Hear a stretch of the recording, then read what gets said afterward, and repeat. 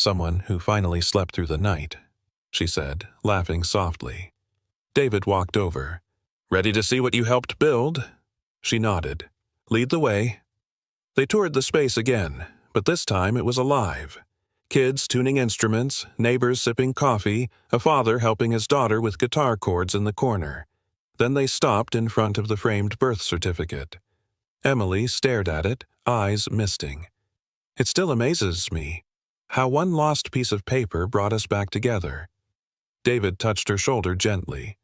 And now it reminds us, not everything that's lost is gone.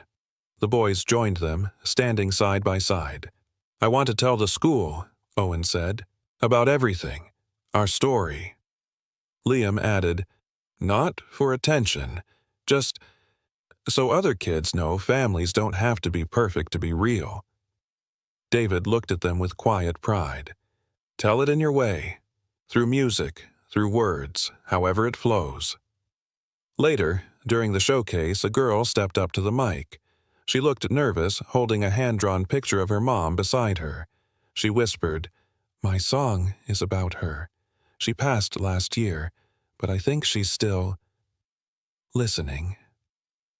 The room stilled. Her voice cracked but held. Notes carried the weight of memory. Owen stood behind the soundboard, eyes glassy. Liam adjusted the reverb gently, as if cushioning her grief. When she finished, the crowd rose, not clapping loudly, but standing in reverence. Emily turned to David. This place, it's not just a restaurant. No, he said, it's a home, for voices, for beginnings. That night, as they locked up, Owen reached for David's hand. Hey, Dad? Yeah? He pointed to the chalk drawing still faint on the pavement. Do you think Mom would ever want to write songs again? David looked at Emily through the glass, watching her wipe down a table, laughing with Liam. I think, David said, she's already writing the best one yet. Owen nodded. Can we help her with it? David knelt down, eye level. You already are. The final light turned off inside Sound and Spirit, but outside, the chalk note remained. 3 simple marks, reaching upward, like a family that once drifted apart, now finding harmony in a melody only they could write.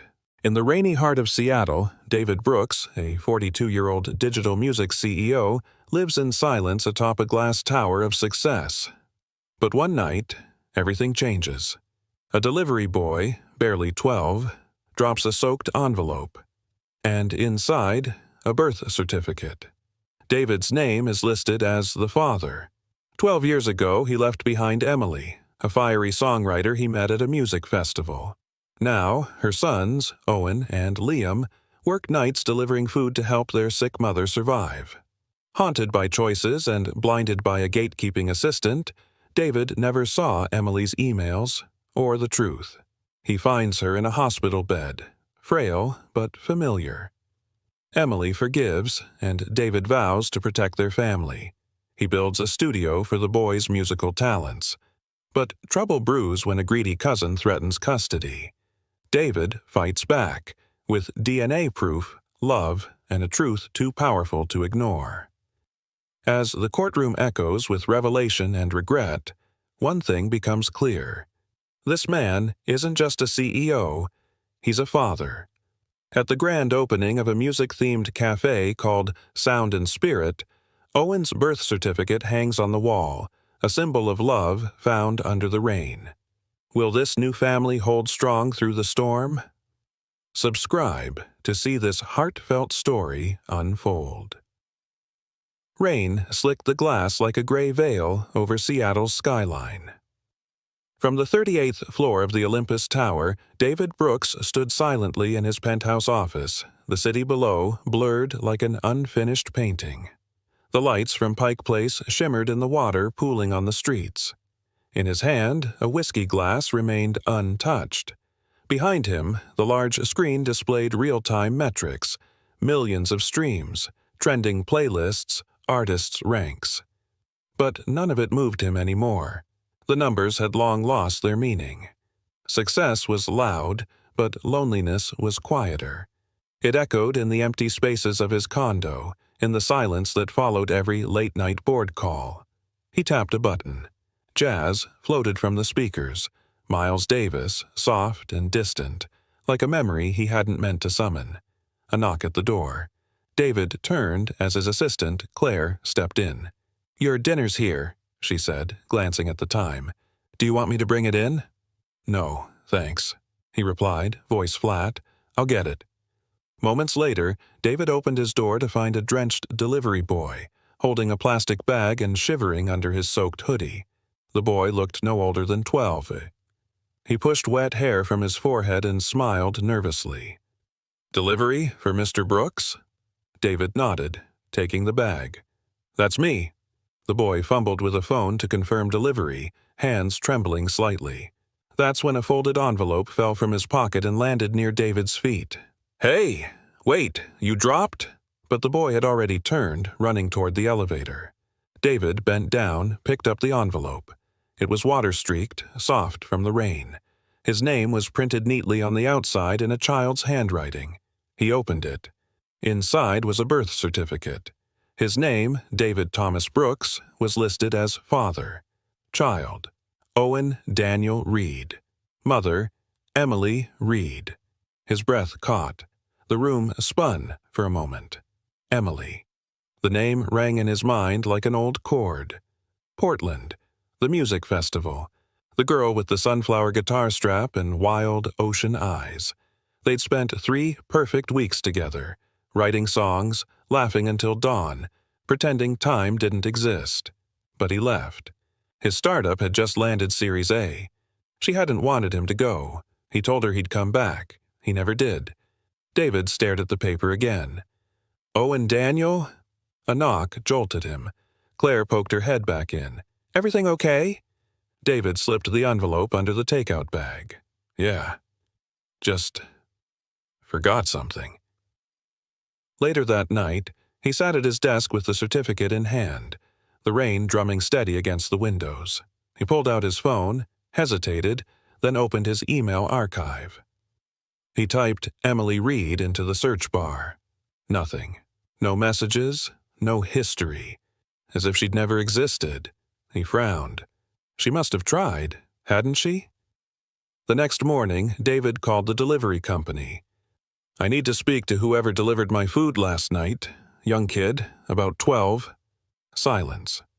"Sir, we don't keep personal info on minors. Most deliveries are assigned through auto-routing.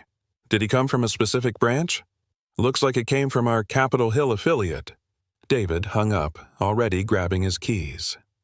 Outside, the storm had passed, leaving puddles reflecting gray skies and tired buildings. He drove in silence, heart pounding louder than the jazz still looping in his car. At the affiliate's tiny storefront, the manager barely looked up. "Kid named Owen work here?" David asked. The man nodded slowly. "Yeah. Kid runs deliveries with his twin. Good boys. Why?" David paused. "Where do they live?" "I'm not giving you that." David reached into his wallet, pulled out his card. "Tell them David Brooks is looking for them, and tell Owen I found his letter." He turned to leave. On the way home, we stopped at a traffic light. A school bus passed. Children laughed behind fogged windows.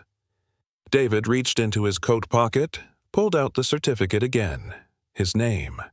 The rain had smeared the ink slightly, but the truth was clear. He had a son.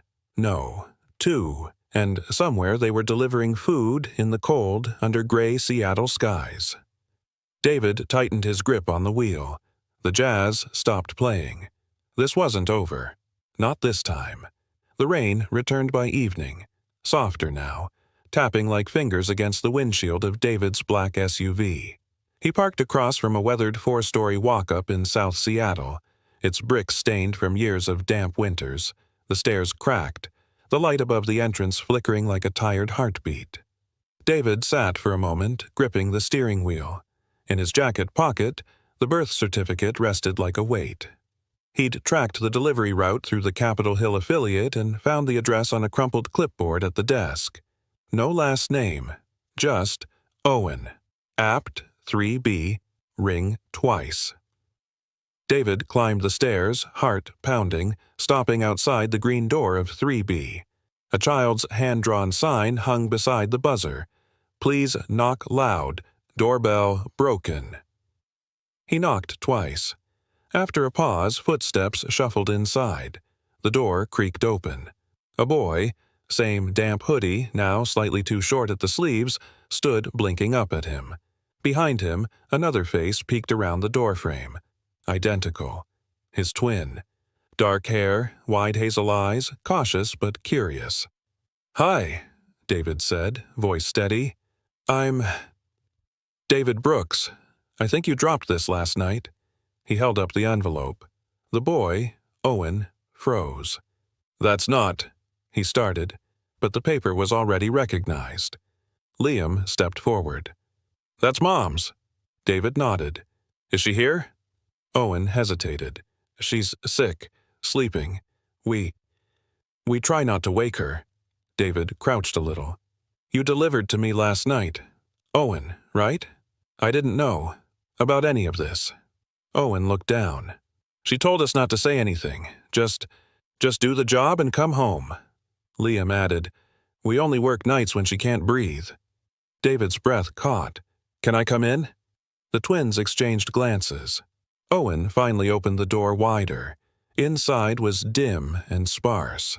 A thin mattress lay in the corner, stacked with blankets. Cough syrup bottles lined the window ledge. On the wall, taped up with old masking tape, were two crayon drawings, one of a woman with a guitar, the other of two boys standing beneath a stage with lights. David stepped in quietly. On the mattress, a woman stirred, pale, gaunt, but unmistakable. Emily. She blinked groggily, then frowned. "David?" Her voice rasped, barely above a whisper. He moved closer, uncertain. "It's me." Emily blinked again. I didn't know if you ever got them. The emails." "I didn't," David said quietly. "Not one." A tear slid from her temple into her hairline. "I thought maybe you were too busy, or just didn't care." David sat on the edge of a milk crate. "I never knew. You were pregnant?" She nodded, a slow breath rattling in her lungs. "I sent the first one after I found out, then another, after they were born. When I saw you were doing well, I thought maybe you'd help." David clenched his jaw. "No one told me.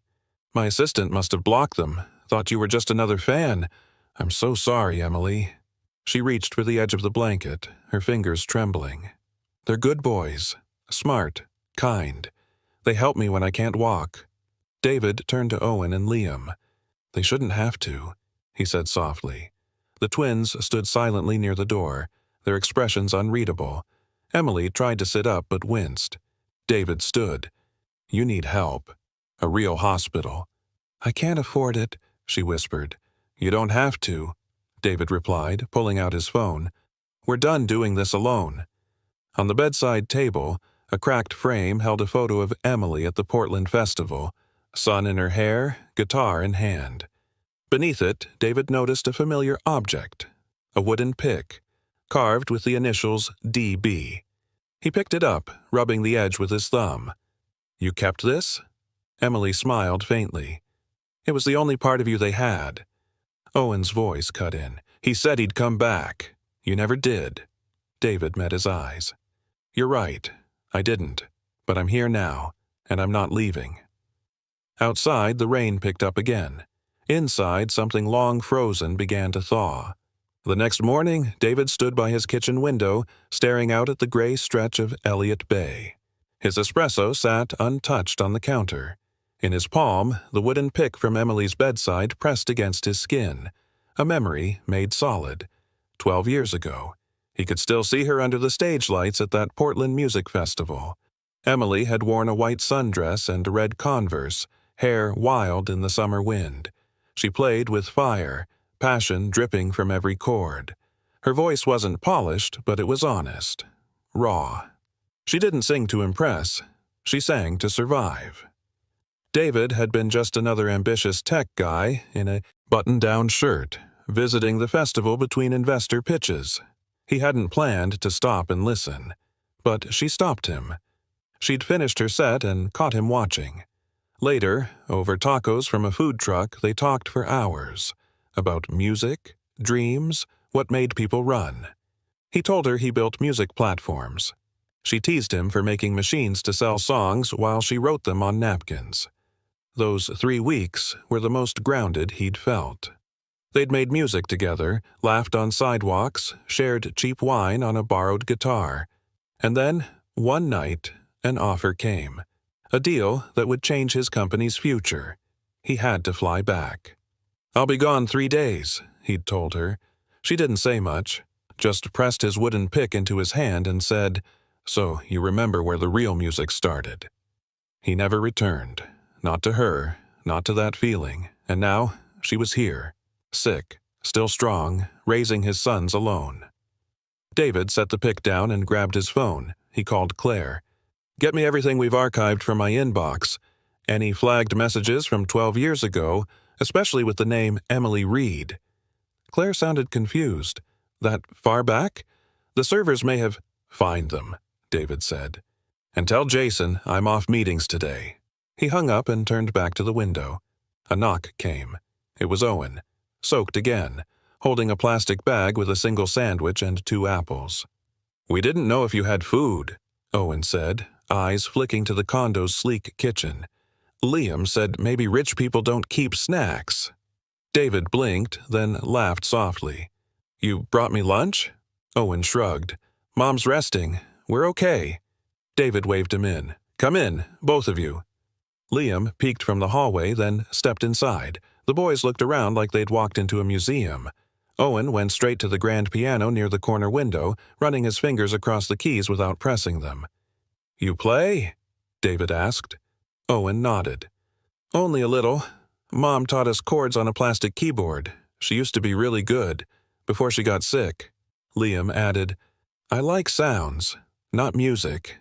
Just sounds, reverbs, echoes, stuff like that." David knelt between them. "You both have it. I can hear it already." Owen tilted his head. "Have what?" "Ears," David said. "For music. For what it's supposed to feel like, not just sound like." Owen's eyes widened slightly. "She said the same thing once." David glanced back at the wooden pick on the counter. "She always knew," he murmured. Liam stepped toward a shelf of vinyl records. He pulled one out. Joni Mitchell. "She liked her," he said. David nodded. "So did I." Silence lingered for a beat. Then Owen asked, "Why didn't you come back?" David looked at them both, voice low. "Because I chose the wrong thing, and I've thought about it every day since." The elevator dinged outside. A message buzzed on David's phone. Claire. Found flagged messages, nearly a dozen from Emily Reed. Assistant deleted them. David's fingers curled around the phone. He stood slowly, turning to the boys. "I didn't know," he said again. "But I do now, and I'm not walking away again." Outside, the rain eased. Inside, a different kind of storm was beginning to clear. The apartment hallway smelled faintly of mildew and microwave noodles.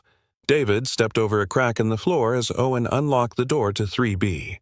Emily had just been taken to the hospital by ambulance. Her breathing had turned shallow overnight. He'd insisted. She hadn't fought. Inside, the air was quiet. Too quiet for 2 12-year-old boys to be living alone. Owen placed their small duffel bag on the couch. Liam stood near the kitchenette, unpacking a half-empty box of saltines and canned soup. David looked around. The space felt colder now without Emily's quiet strength filling it. "Do you eat here every night?" David asked gently. "Only when Mom sleeps too long," Liam mumbled. "We try not to make noise." David kneeled beside him. "That's not something kids should worry about." "We're not kids," Owen said. "Not really." David turned to face him. "You are, and you deserve to be." Owen didn't reply. He looked at a wall where a drawing hung crookedly. 2 stick figures holding hands beside a guitar and a microphone. One figure had square glasses like David's. The other wore Emily's curls. David stood slowly, eyes locked on it. You drew that? Owen nodded. It was for her birthday last year. She cried when she saw it, said it felt like hope. David's throat tightened. It still does. He reached for his phone. I've already arranged her transfer, he said. Swedish Medical Center. They have the best respiratory team in the state. The boys froze. Liam looked panicked. How much does it cost? You don't have to worry about that, David said softly. You just need to be there when she wakes up. But we can't live at the hospital, Owen whispered. We're not even allowed to sleep there. David glanced around the small, cluttered room again. Then he made a decision. I want you both to come stay with me just for now. My place has space, food, hot showers, and I can drive you to see your mom every day. Owen hesitated. She said never to trust strangers. David paused, then walked to the kitchen counter, took the wooden guitar pick from his pocket and handed it to Owen. She gave me this, he said. 12 years ago, told me to remember where the music started. Owen turned the pick in his hand. His eyes softened just slightly. Okay, he said. Liam nodded, still cautious. But we get to bring the drawing. Of course, David replied, his voice cracking. That night, back at David's condo, Owen sat on the couch sketching a new image. Him, Liam, and Emily under a cloudy sky, with a tall man holding an umbrella over them. Liam explored the kitchen, marveling at the touchscreen fridge. Does it talk? David smiled. Sometimes. Depends on how nicely you ask. The condo felt different with them there. Less like a museum, more like something living. Later, David stood in the doorway to the guest room, watching the boys settle into their beds. You need anything? Just knock, he said. Liam looked up. You have music in here? Yeah, David replied. Everywhere. Owen stared at the ceiling. I think she's going to be okay. David walked over and placed a hand on his shoulder. She's getting the best care, I promise. As he turned off the light, Owen called out quietly, Why'd you leave her? David stood in the dark hallway for a beat. Because I thought I had more time, he said. Owen didn't reply, but he didn't turn away either. And as the rain returned, tapping gently against the windows, David sat in his office with the crayon drawing now framed on his desk. A new symbol of a second chance finally beginning. The hospital hallway was cold, the kind that crept through sleeves and settled behind your ribs.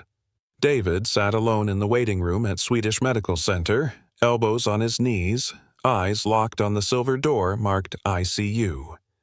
Inside, Emily lay unconscious. The ambulance had brought her in just before dawn. Oxygen tubes framed her face now. Machines whispered with every breath she couldn't take on her own. He'd seen the x-rays. He knew what severe deterioration meant. David stood as the nurse stepped out. She's stable, she said gently, still sedated, but you can go in just for a moment. He nodded and pushed the door open. Emily looked smaller than he remembered. Not the woman who sang beneath Portland skies or the one who raised 2 boys on her own. She looked tired, but not gone. He pulled a chair close, sat down, and took her hand. I should have come back, he whispered. 12 years ago. I should have stayed.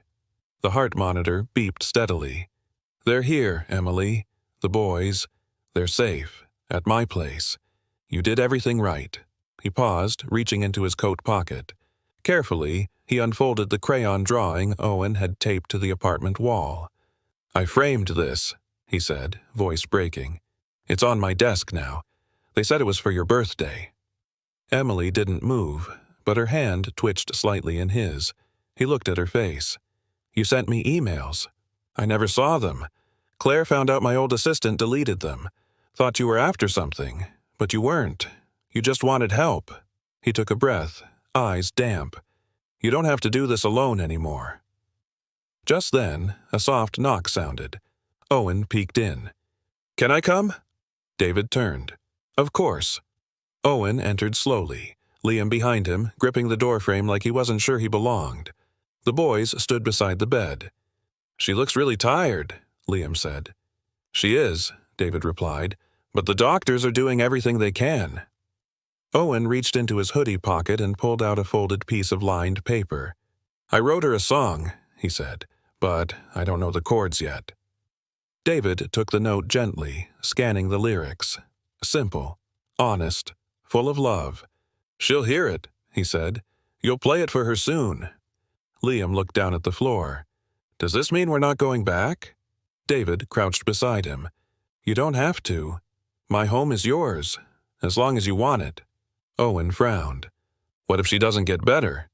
David didn't answer right away. Then he said, She's fighting, and now she's not fighting alone. He turned to Emily again. We're here, all of us. Back in the hallway, David made a call. Claire, he said, I need to know everything that was blocked.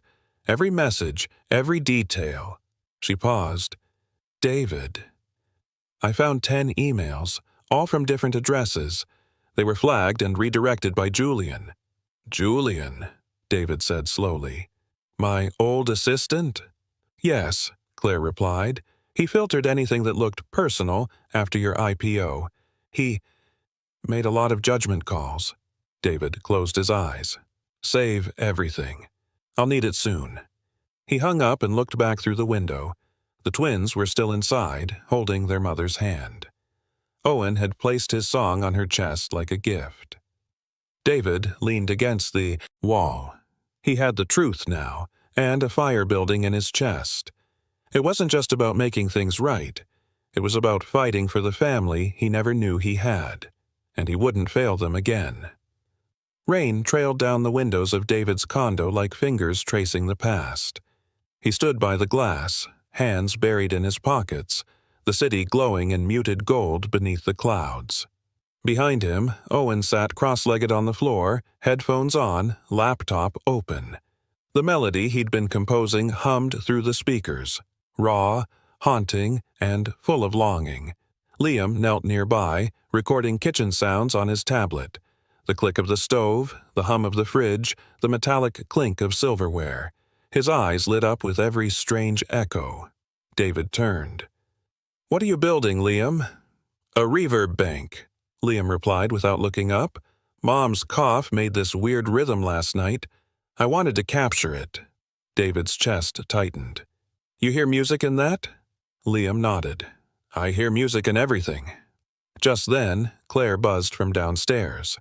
There's someone here to see you. Says he's a cousin of Emily's. David frowned. Send him up. Moments later, the elevator doors slid open. A man in a leather jacket stepped into the room. Mid-30s, slick smile, eyes sharp with calculation. Mark Jennings, he said, extending a hand. Family of Emily's. We used to be real close. David didn't take the hand. Why are you here? Mark glanced around. Heard about Emily. Thought I'd check in, maybe see how the boys are doing. They're fine, David replied. They're with me. Mark raised a brow. Oh, I see. Real noble of you.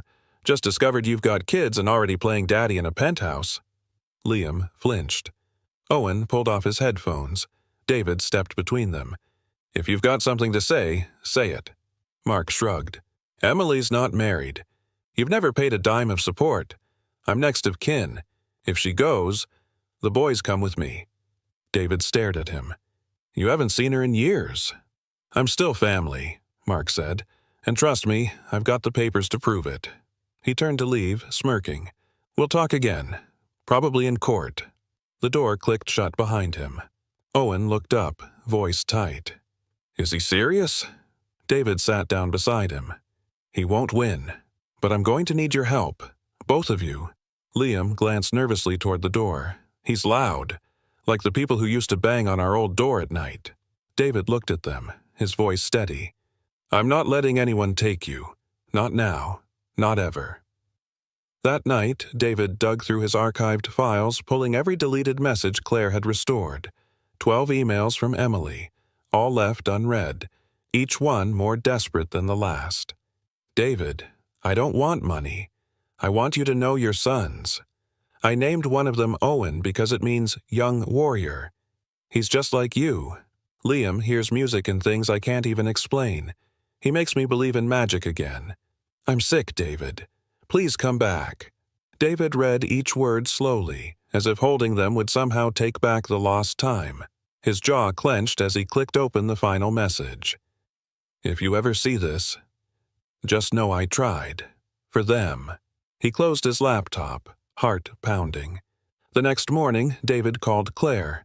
Get me my lawyer, and pull Julian's employment records. I want everything. Julian? She asked. My former assistant, David said. He made sure I never saw a single message from the mother of my children.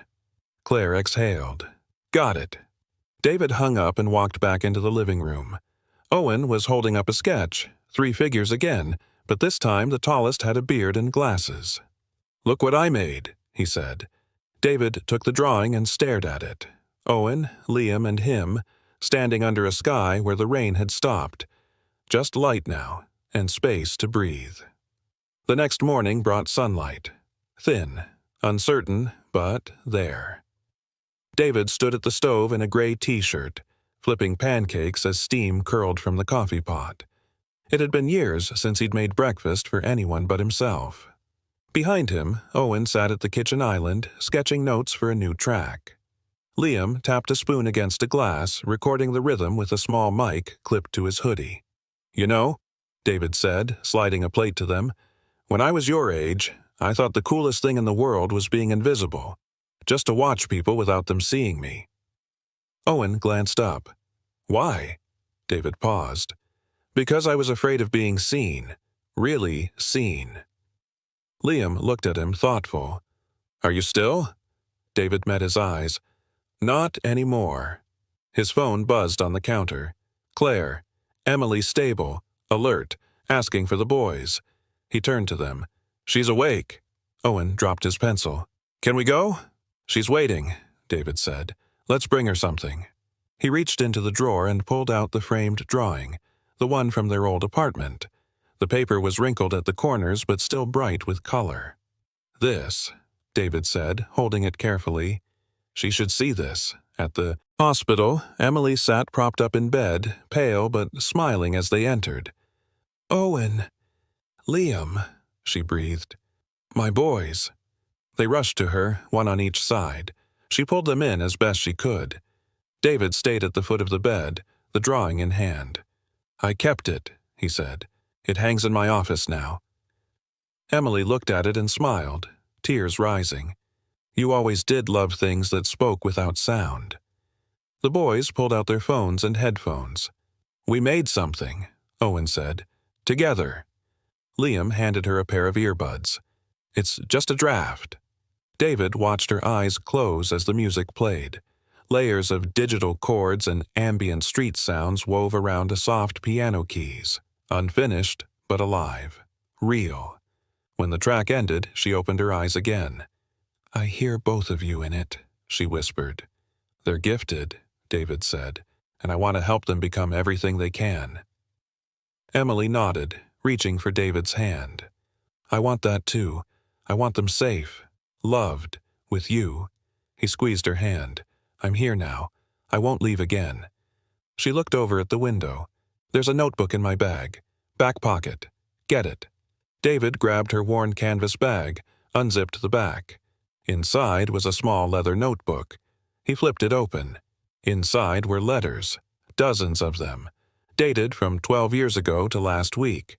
Some addressed to D, others to my boys, some simply for later. Emily pointed to one. That one. The notarized one. He pulled it free. A signed, witnessed letter naming David as legal guardian should anything happen. I didn't know if I'd ever see you again, she said, but I wanted them protected. I wanted you to know you were their father. David's eyes brimmed. I'll take care of this, he said. Everything. That night, back at the condo, the boys were quieter than usual. David handed them each a photo, prints he'd taken of their music session earlier that week. Put these where you'll see them, he said. Reminders of where this started. Owen taped his above the keyboard. Liam tucked his into his soundboard case. Does this mean we're staying? Owen asked. David knelt between them. This means, he said, you're home. Outside, the rain returned softly, tapping on the windows like a lullaby. And inside, framed by that drawing and the hum of their music, family finally took root. David stood in the middle of his spare guest room, sleeves rolled, drilling brackets into the wall. Dust floated in the afternoon light as Liam peeked around the corner, a roll of foam padding in his arms. "You sure about this?" Liam asked. "It's your condo. Fancy." David smiled. "I'm sure. This space doesn't make music. You do." Owen entered next, arms wrapped around a MIDI keyboard like it was treasure. "Where do we put this?" David pointed to a corner desk. "Right there. We'll run the interface next to it." By evening, the once empty room had transformed. A small sound booth stood in the closet with blackout curtains. The desk was cluttered with wires, monitors, and a second-hand audio mixer David had found online. Acoustic foam lined the walls. It wasn't perfect, but it was theirs. Liam leaned over the mixer, adjusting levels. "The buzz is lower now." Owen nodded, sliding into the desk chair. "Let's test the track." David watched them move in sync, Owen layering synth lines, Liam adjusting the reverb. The music that filled the room was young but fearless, messy but honest, like Emily had been. He stepped into the hall to let them work. On the kitchen counter sat a small glass frame, the crayon drawing they'd brought from the apartment. He'd added a caption under the sketch, "Where the music begins." Later that night, the boys joined him at the table. Owen looked excited. "Dad, we finished the first track." David blinked at the word. "Dad," he cleared his throat. "Can I hear it?" Liam plugged in the speakers. What came out was raw, but moving. Echoes of street corners, city hum, soft piano notes. Then Owen's voice, half singing, half speaking. "She raised us with breath too short and hope too long. He came back like thunder, soft as a song." David didn't speak, just listened. When it ended, Owen asked, "Do you think people would like it?" David looked between them. "I think people need it." They grinned, high-fived, then turned serious. "Can we record more tomorrow?" Liam asked. "We've got ideas," Owen added. "Tons." David nodded. "We'll make time. This is your space now." As the boys headed to bed, David received a message from his lawyer. Subject, update on Julian Rhodes. Body, met with him today. He admitted deleting Emily's emails, thought she was chasing you for attention. I've drafted a statement. He's willing to testify. David set the phone down, jaw tight. He walked to the studio, flicked on the soft blue light, and sat at the desk. The boys had left a post-it on the monitor. "For Dad, keep this safe." Underneath was a USB stick labeled Home Drafts. He smiled and pocketed it. The next day, he drove them to the hospital with a surprise. On the front seat sat 2 gift bags. Inside, headphones with their names etched on the sides. "These are for the real work," David said. Liam grinned. "They look expensive." "Not as expensive as missing a moment," David said. They visited Emily, who looked stronger, color returning to her cheeks. Owen showed her the track on his phone. She listened, eyes closing. When it finished, she whispered, "You sound like you believe in something again." Owen shrugged. "We do." David took her hand. "We believe in us." As they left, Emily pointed to the notebook on the tray. "Check the last page," she said. "It's for all of you." In the car, Owen flipped to the end. 3 words, written in looping script, "Build the music." And below it, a rough sketch. A sign over a door, a name, Sound and Spirit. David exhaled, stunned. The seed of something more had just been planted, and this time he wouldn't let it slip through his fingers. The knock came just after dusk. David opened the front door to find Mark standing there again, this time in a dark suit, hair combed back, a smug smile fixed to his face. "Evening," Mark said. "I figured it was time we had a real conversation. Legal, if necessary." David didn't invite him in. "I have nothing to say to you outside of court," he replied. Mark held up a folded document. "Actually, I think you do. This is a formal custody petition, Filed this morning.